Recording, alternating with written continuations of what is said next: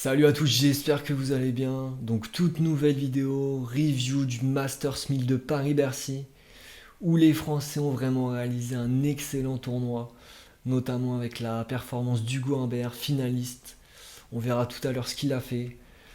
On perd pas de temps, on passe tout de suite au top dans ce tournoi.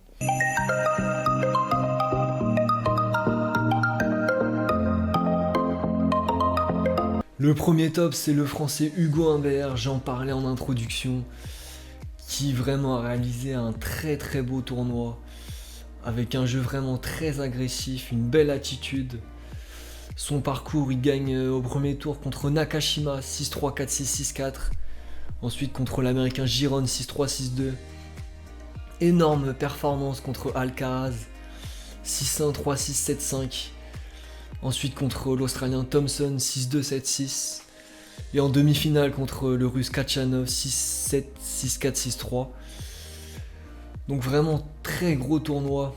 Je vais en parler un peu plus précisément dans la partie la finale, l'analyse de la finale.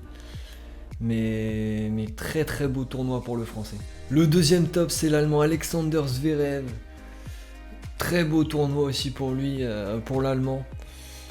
Il va gagner au premier tour contre Griekspoor 7-6, 6-3. Ensuite contre le français Arthur Fils 6-4, 3-6, 6-3. Contre Tsitsipas 7-5, 6-4. Et en demi-finale contre Holger Rune 6-3, 7-6. Donc je vous le disais dans les vidéos précédentes, l'allemand vraiment très dangereux. Il n'était pas sur d'excellents résultats dernièrement, mais sur un tournoi il peut vraiment exploser. Et ça a été le cas sur ce Paris-Bercy. Pareil que Hugo, je vais en parler un petit peu plus précisément dans la partie l'analyse de la finale. Mais voilà, très beau parcours et très beau tournoi. Le troisième top, ce sont les Français lors de ce tournoi de Paris-Bercy. 5 Français en huitième de finale, je m'y attendais vraiment pas du tout. Et ça fait du bien pour le tennis français qui termine bien cette fin de saison. Donc le premier malheureusement c'est Arthur Cazaux qui va perdre en huitième de finale contre Rune en 3-7. Voilà, sur les 5, il n'y en a qu'un qui est passé, c'est Hugo Humbert. Le deuxième c'est Arthur Fils qui va perdre en 3-7 contre Zverev. Ensuite c'est Rinderknecht, pareil, qui perd en 3-7, très beau match. Il perd 7-6 et 8-6 au tie-break du troisième, donc vraiment il n'est pas passé loin de se qualifier pour les quarts de finale. Manarino, pareil, il fait un bon match, il perd en 2-7 accrochés contre Thompson. Et Humbert qui se qualifie lui en quart de finale contre Alcaraz. Mais vraiment très beau tournoi pour les 5 Français. Quatrième et dernier top, le Danois Holger Rune, qui termine mieux la saison sur ces tournois, sur ces derniers tournois. Il gagne au premier tour contre Arnaldi 6-4, 6-4. Ensuite contre Bublik 6-4, 6-2. Contre Arthur Cazaux 3-6, 6-3, 6-4. Contre Deminor 6-4, 4-6, 7-5. Et il perd en demi-finale, mais il fait vraiment un bon match contre Zverev. Donc voilà. C'est encourageant pour le Danois qui a réalisé vraiment une saison compliquée, mais qui termine mieux. Il est vraiment pas mauvais en indoor. Il a d'ailleurs déjà gagné le Masters 1000 de Paris-Bercy. Donc c'est vraiment une surface où il est à l'aise. Et voilà, faudra voir comment il va se comporter lors de la prochaine saison.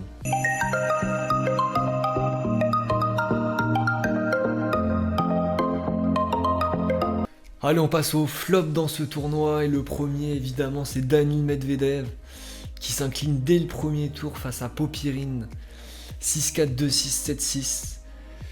Vraiment défaite très décevante pour le Russe qui normalement est plutôt à l'aise sur cette surface. Vraiment saison très compliquée pour Daniil Medvedev, très irrégulier, et il a vraiment du mal à revenir à son meilleur niveau. Donc pareil, il faudra voir début de saison prochaine comment il va réagir. Mais tournoi très décevant pour le Russe. Le deuxième flop, c'est l'Espagnol Carlos Alcaraz. Donc je le disais, il s'est incliné en huitième de finale en 3-7 contre Hugo Humbert. Bon, il a jamais très bien joué à Bercy. Il est assez irrégulier en cette fin de saison. Il gagne à Pékin, il perd à Shanghai.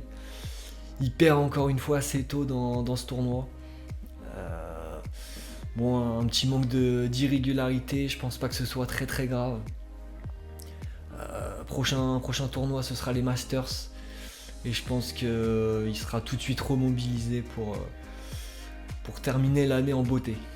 Troisième flop, l'américain Taylor Fritz, qui s'incline dès le premier tour face à Jack Draper, 7-6, 4-6, 6-4. Voilà, il sort d'un bon tournoi au Master 1000 de Shanghai, où il perd en demi-finale contre Djokovic. Et en indoor, il s'incline dès le premier tour. Donc assez décevant compte tenu de ses derniers résultats. Voilà, pareil, il faudra voir ce que ça va donner au Master de fin d'année. Je pense pas que ce soit une défaite très inquiétante. Il tombe face à un bon joueur au premier tour, le Britannique qui a fait demi-finale à l'US Open et qui a vraiment explosé cette saison. Donc voilà, défaite anecdotique. Quatrième et dernier flop, le Russe André Roublev. Donc pareil, qui perd dès le premier tour face à l'Argentin Cerundolo, 7-6, 7-6. Et il a encore pété un câble. Ça devient très compliqué pour le Russe. Au niveau de son jeu, pas que au niveau de son mental. Je pense qu'il a perdu confiance au fur et à mesure de la saison. Et voilà, va falloir qu'il réagisse pour bien débuter la prochaine saison.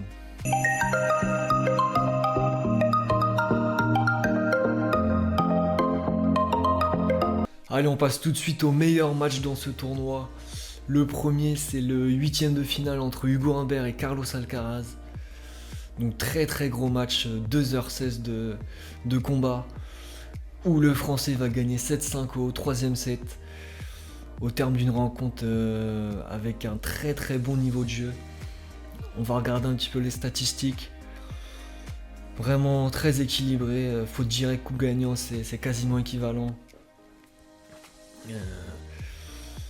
Voilà, au niveau du pourcentage de premier service, Alcaraz a très bien servi comparé à Hugo, mais très bon niveau de jeu entre les deux, et logiquement l'un des meilleurs matchs du tournoi. Deuxième meilleur match, huitième de finale également entre Dimitrov et le français Rinderknecht. Donc là c'est plus d'un point de vue du suspense, où Dimitrov gagne au tie-break du troisième set, 7 points à 5. Donc vraiment très beau match, avec beaucoup de, comme je le disais, beaucoup de suspense. Le contraste entre le niveau de jeu des deux joueurs était vraiment plaisant à voir. Voilà, 2 heures de match, des statistiques équivalentes. Vraiment un très beau match. Troisième et dernier meilleur match, c'est la demi-finale entre Holger Rune et Alexander Zverev. Très bon niveau de jeu sur ce match. Malheureusement, Rune qui a fait trop de fautes directes par rapport à Zverev, ça lui coûte le match. Zverev plus solide lors du jeu décisif du deuxième set. Mais voilà, au-delà du score, vraiment très beau match.